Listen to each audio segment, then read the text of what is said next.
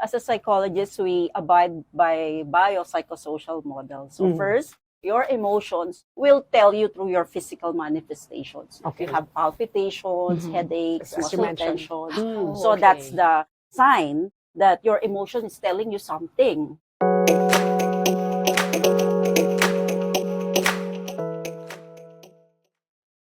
Hi everyone, this is again Marie Ampeloquio from Radix HR doing yet another episode of Breaking the Mold.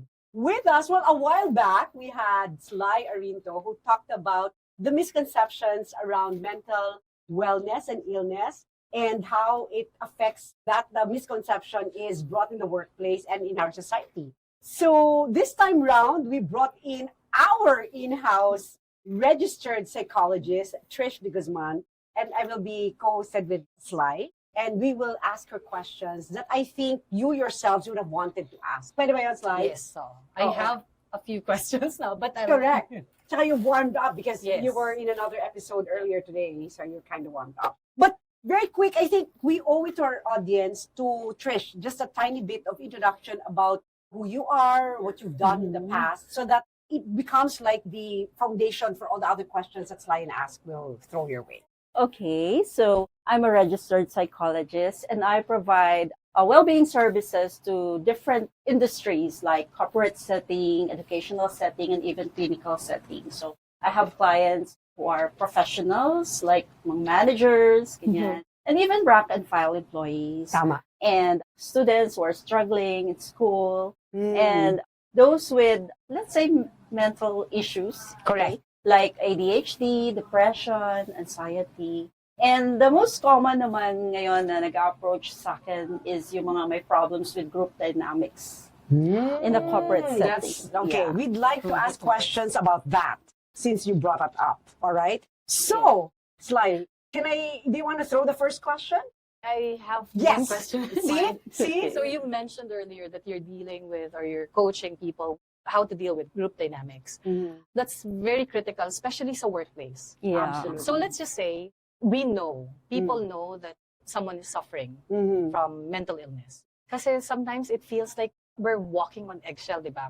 How do we Wow. deal with that person without condescending or, Great treating him or her differently? Kasi ayaw naman nating ma-treat differently. Great right? question.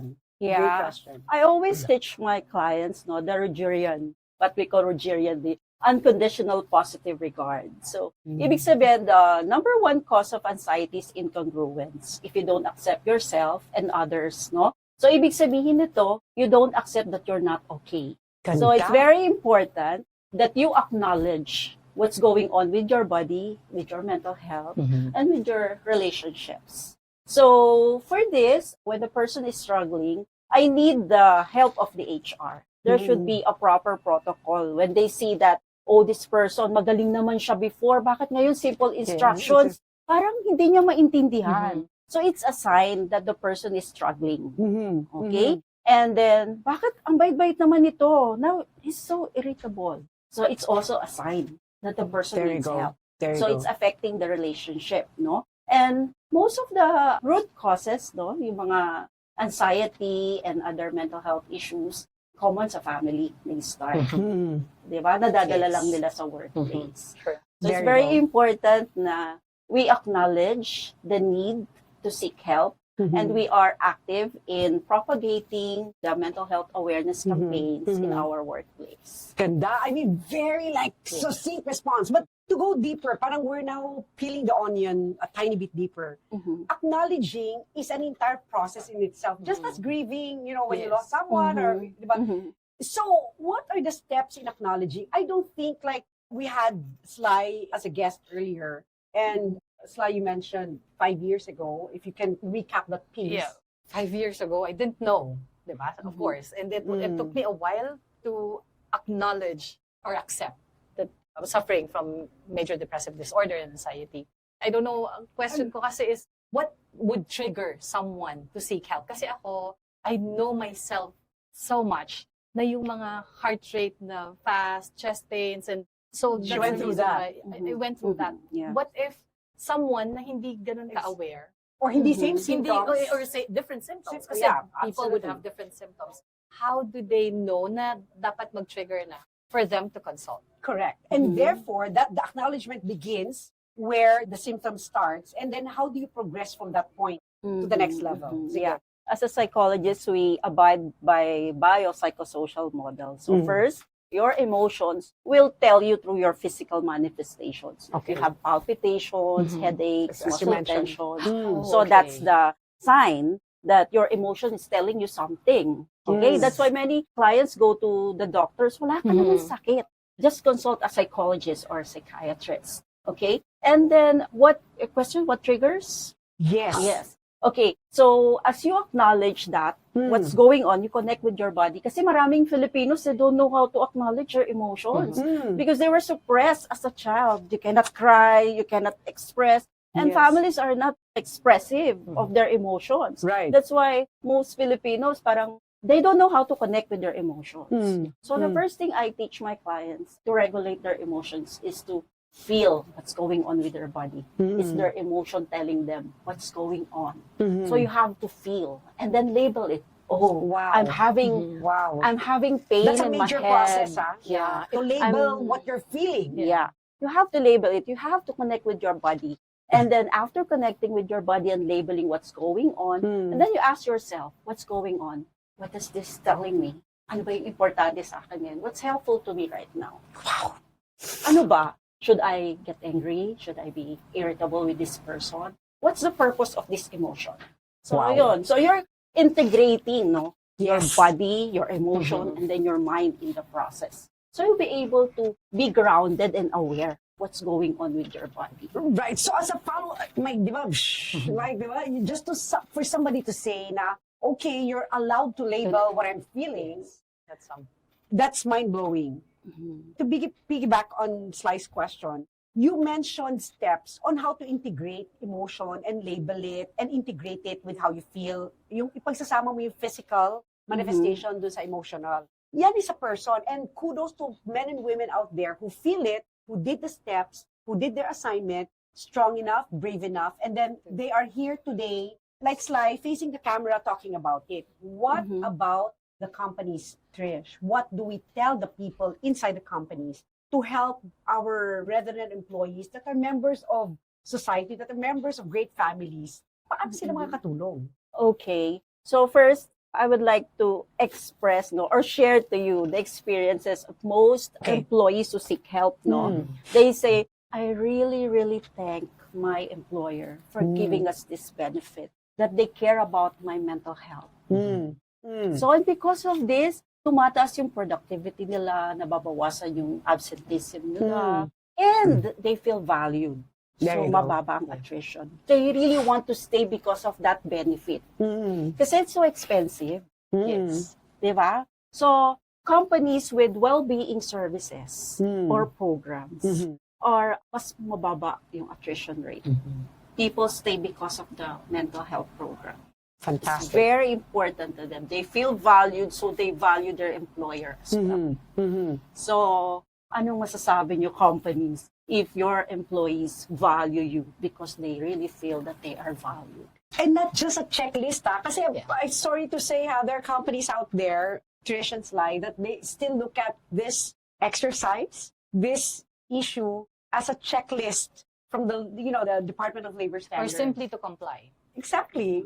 Diba? Parang ang sad naman nun kasi that means they will not even meet the baseline requirement kasi checklist nga lang siya diba? Yes, oo. So, to go beyond the checklist, siguro I'll also ask very quickly si Sly kasi just to recap dun sa other episode, what your companies have done are quite amazing as well. Not to mention the company names, but at least what your companies have done, I think, is an acknowledgement of how good they are as an organization. Can you name one or two things that they have done? And then Trish can probably top up.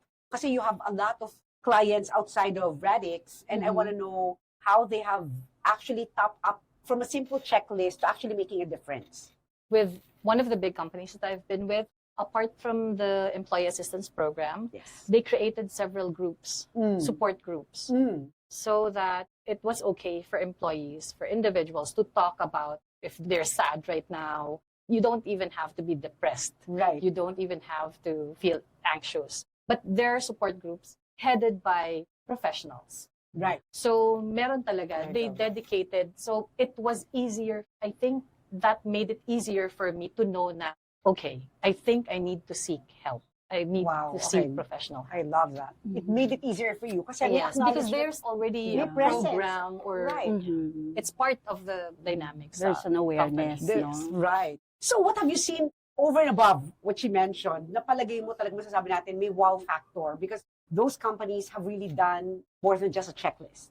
Mhm. With my experience, no, 9 years na ako providing this service, sobrang happy nila. Like even the high rank, you know, CEOs the and CFOs, top yes. executives, Right. that they can be themselves during our wellness sessions, no? Parang they can sit in a fetal position. Yung gano'n, they feel very safe. And then I'm so happy I was able to help those top execs kasi talagang sobrang laki or sobrang taas ang stress level nila sa kanilang Yes. role, no? Safe place, So, place right there. Sobrang happy sila when I'm conducting mga group sessions. So talagang they can play like a child, you know, yung mga ganong excitement na they are looking forward talaga na may mga group sessions sila with all the leaders. Parang Fantastic. sobrang saya talaga nila. And then during the wellness, buti na lang may ganito. That I can Right. say anything I want to say. Diba? I can cry. Kasi hindi sila Yung safe place na makakry. you were Diba? mentioning kanina, that's why it encourages more people to to be out there. So, for some other companies, they really require each employee to have a session at least once a month. That's good. Oo. So, it's very healthy na yung mga problems nila with their co-employees, with other, you know, executives. So, they were able to express it. And then, they learn how to deal with those difficult people. Tinuturuan ko rin sila. So, kung Fantastic. paano sila magdi-deal sa mga ganun. So, Correct. sobrang na-appreciate nila na before na they feel like they are the victim of this group, they were being bullied. And then tinuruan ko sila how to deal with bullies. Okay. Okay. That's great. Do you have a follow-up question? Like you mentioned, as an executive, how do you know when someone is really suffering or when that person is just making it an excuse? I love that question, by the way. Because I think that's a common question of Yes. my peers in different industries. Eh. Yeah. So, And especially, I'm not trained to, you know, same here. Yes. Yes. I've experienced a lot of employees who are faking it. Sabi nila, oh, yung my previous psychologist, they gave me a 1-month leave of absence, no? Mental health leave. And then, of course, I'm a professional. I can assess that she's faking it or he's faking it. So, if you doubt my recommendation that you're already fit to work, then I will recommend you to have another assessment. Okay. Okay? Fair point. Yeah. So, I don't just give fit to work certificate, no? They need to have a longer leave certificate. They have to go through a series of assessments. Got it. Hindi lang checklists. Got it. So there is a way to Slice's point, to actually verify, if that's a good word, sorry to say, or to confirm, Yes. you know, that a certain individual may actually be faking it. faking We call it is the word. malingering. Malingering, correct. There is a policy in each company about malingering employees. Okay, good to know. Any follow-up question on that particular point? Although medyo sensitive kasi. No, it's a lot of people are wanting to ask the question. In fact, if you're not gonna mouth it, I plan to mouth it as well. Okay. I really do. Just to Yes. go there, Yes. as much as possible, we trust that people are actually honest with what they feel, right? Yeah. Kasi as it is, mahirap na nga umamin Yes. to admit that you're suffering. Yes. What more, you ida-doubt ka pa. But other people kasi, sometimes there are very few who Yes. tend to abuse it. But I'm Yes. glad that you Yes. shed light on Yes. There's how a proper way as- to assess yeah. it. Yes. And can I just say from an HR standpoint, though whether it is a mental issue or not, there is always like a second assessment because there are people that actually submits fake certificate too. So HR would actually do like random check with the doctor, registered doctor on the certificate. That's one, or a home visit. So that's one. To your point about doing more verifications around this, just so people are aware that there are ways and means. But thank you for asking such a great question. The other question that I have is, the company clients that we have, I know that there is a model where people are assigned on site. Diba? Kasi we have a model where clients can call up to schedule their consultations. In your opinion, Trish, does it work effectively whether it's on site or whether it's done via phone? Is there like a difference in the impact that one provides, whether it's done on the phone or in person? Well, I think some people are not comfortable going to the wellness area because many people are seeing them entering the wellness area. Okay. They're afraid to be gossiped at. Again, Like, stigma. oh, she's going there. Exactly. Maybe she has problem like that. So Yes. the 24/7 hotline is they are more comfortable calling, especially anywhere, anytime. Yes. In the So- privacy of their own Yes. space, Yes. safe So space. it's very important that you have both packages, like Yes. on-site and off-site. Got It's it. either call or teleconsult, or you just set an appointment. But having a 24/7 crisis hotline is very important because with my experiences, like 3 a.m. in the morning, there are a lot of calls I receive. I've handled several critical cases, like jumping out of building. It's so Extreme. so extreme. Trigger cases. warning. Yes. Yes. So that's why it's very important that the company has that crisis hotline, so that in times that you have those symptoms, suicidal ideations and thoughts, so a professional can really help them at that moment. correct. I also have a question about the group dynamics. I don't know. I mean, as a company leader, I'm sure you have that question too. And I'll start, and maybe you want to piggyback in a bit, which is, can you give us an example of one or two activities that employees enjoy where you can get, I think what you're trying to do or achieve is create really a safe workplace where people will collaborate, interact together. So can we give them, because I know you have people do artwork as well, and maybe you can give them some of those examples of the group dynamics para to give them an idea like what entails that. Yeah, the group dynamics, the trends that we gather from the analysis. So those are the basics or the guidelines for us in developing this group dynamics. So in 24/7 shift work, like they don't have this common day or time to go out for team building. So what I did with another company is to develop a module that will let them enjoy the time together and know each other through this group dynamics activity that I incorporated art, whatever they need. I incorporate everything that they will have a team building activity once a month in the workplace. To develop the To develop the closeness that they will have this activity to know one another, remove the stigma, to resonate with one another, And create that safe space. and Yes. create that safe workplace. And then Galing. enjoy the activity that they are dancing while doing the artwork. So you just imagine how it feels na ang saya-saya nila during the activity. I have a follow-up. You mentioned the activity being in person.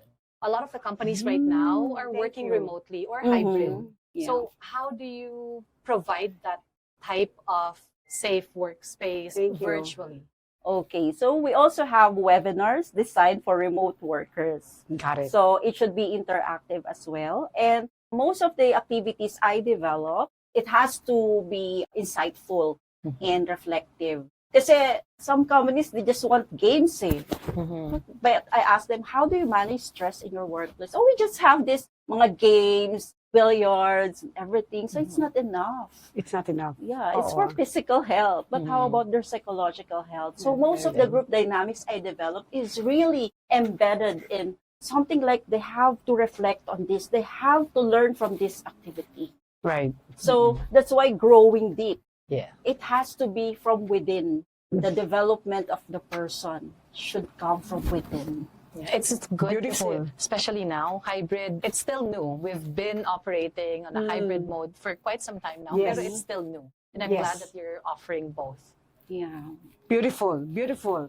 One of my last questions, of course, you can throw your last question as well. Trish, let's be real here because it's one of the aspect of breaking the mold. We want to make sure that I think we open up the eyes of people on the stigma around it. What are the more creative ways of addressing it? Pero are we in a place in our society where elevated na ba itong ginagawa natin? Or do you feel like we can still do more? And what is that more?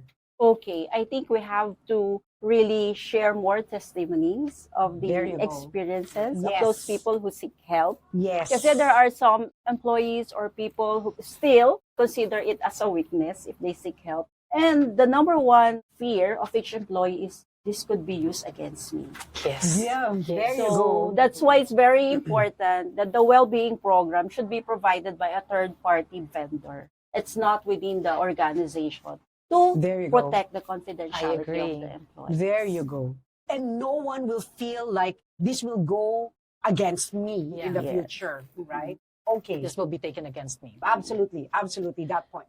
I guess my follow- last question is, how do like managers or teammates support someone who's Oh, yeah. suffering if they don't know, they're not experts, they don't know the symptoms? How can they approach and encourage that At least the most person? basic Yes, steps. the most basic. Right, Like, I agree. Well, I provide the training for Very leaders Mhm. on Okay. how to or teach them how to support people who are struggling in the organization. Right. So I provide workshops on how Correct. to see the symptoms. Very good. Yeah. All right. So you can just ask. So once the symptom has been revealed and confirmed, Mhm. then that employee, albawa ako yung person na yon and the Sly is my friend. Mhm. So si Sly, tuturuan natin ng intervention, how to, Yes. di ba, manage my Yeah. safe place Uh-huh. so that I feel comfortable, Yeah. So we have that program, right? Yes, I provide first aid strategies and Yes, workshops It is a that's first good. aid. on That's how great. to help. We also provide yung mga Yes. onboarding packages so that for each new hire that you onboard, they will learn how to practice resiliency techniques, Oh my goodness, how to that's great. transition. So Yes. we have those programs. So as from well. onboarding until Yes. Kasi it's life-changing eh. Diba? Oh To my, transfer yes. one's body and paradigm to a new culture. Mm. And sometimes people, halimbawa, mas fast-paced tong company na to, how to remain resilient. So, Oh, that's wonderful. So, wow, any final words to our Breaking the Mold audience? So what's my final word? Everyone has mental health. So Maganda. this is really a necessity for everyone. If you value your employees, your family, mental health programs should be inclusive. Yes.